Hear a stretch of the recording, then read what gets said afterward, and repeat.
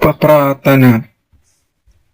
ഞങ്ങളെ ഓരോരുത്തരെയും സ്നേഹിക്കുന്ന അമ്മേ, അങ്ങയുടെ പുത്രനെ സ്നേഹിച്ചതുപോലെ ഞങ്ങളെ സ്നേഹിക്കണമേ.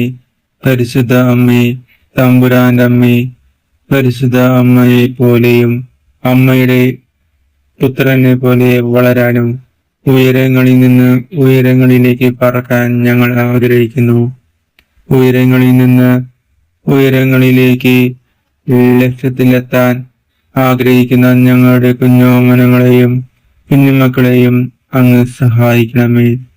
കല്യാണം കഴിഞ്ഞ് കുറെ വർഷങ്ങളായി മക്കളില്ലാതെ അനാഥരായി ജീവിക്കുന്ന ആ ദമ്പതികൾക്ക് ഒരു മക്കളെ കൊടുത്ത് ആ കുടുംബത്തെ ആശീർവദിച്ച് അനുഗ്രഹിക്കണമേ. പരിശുദ്ധ അമ്മേ, തമ്പുരാന്റെ അമ്മേ, ജീവിക്കാനായി നല്ലൊരു ജീവിതം ലക്ഷ്യത്തിലെത്താൻ ആഗ്രഹിക്കുന്ന ഓരോ കുഞ്ഞുമക്കളെയും അവരുടെ കഷ്ടതകളും ബുദ്ധിമുട്ടുകളും വേർപാടുകളും ഒക്കെ അറിഞ്ഞ് അവരെ ജീവിത ലക്ഷ്യത്തിലെത്താൻ സഹായിക്കണമേ.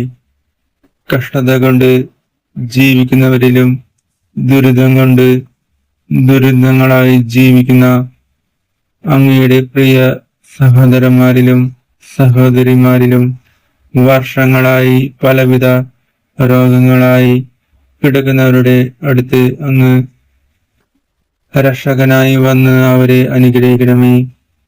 ജോലിയില്ലാതെ ബുദ്ധിമുട്ടുകൾ അനുഭവിക്കുന്ന ഓരോ കുഞ്ഞുമക്കളെയും അങ്ങ് സഹായിക്കണമേ.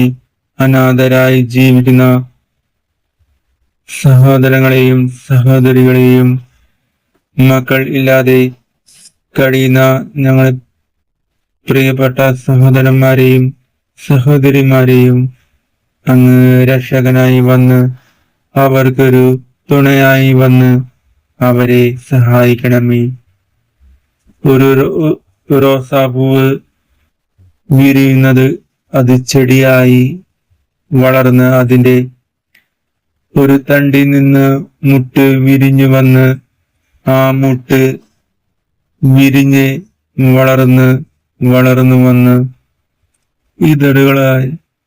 ഇതളുകളായി വിരിഞ്ഞ് വന്നതിന് ശേഷം അതിൽ നിന്ന് നല്ല സുഗന്ധം വരുന്നത് പോലെ ജീവിതം ആക്കി മാറ്റുവാൻ ഞങ്ങളെ സഹായിക്കണമേ.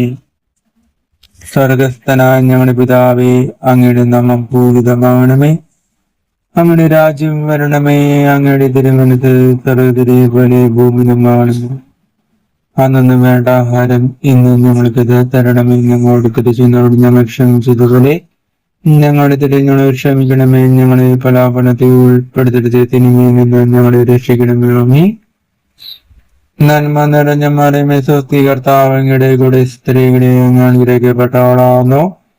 അങ്ങയുടെ ഉദരത്തിഫലമായി ഈശോ അനുഗ്രഹിക്കപ്പെട്ടവനാവുന്നു. പരിശുദ്ധ മറിയമേ, തമ്പുരാന്റെ അമ്മേ, പാപികളായ ഞങ്ങൾക്ക് വേണ്ടി ഇപ്പോഴും ഞങ്ങളുടെ മരണസമയത്തും തമ്പുരാനോട് അപേക്ഷിക്കണമേ.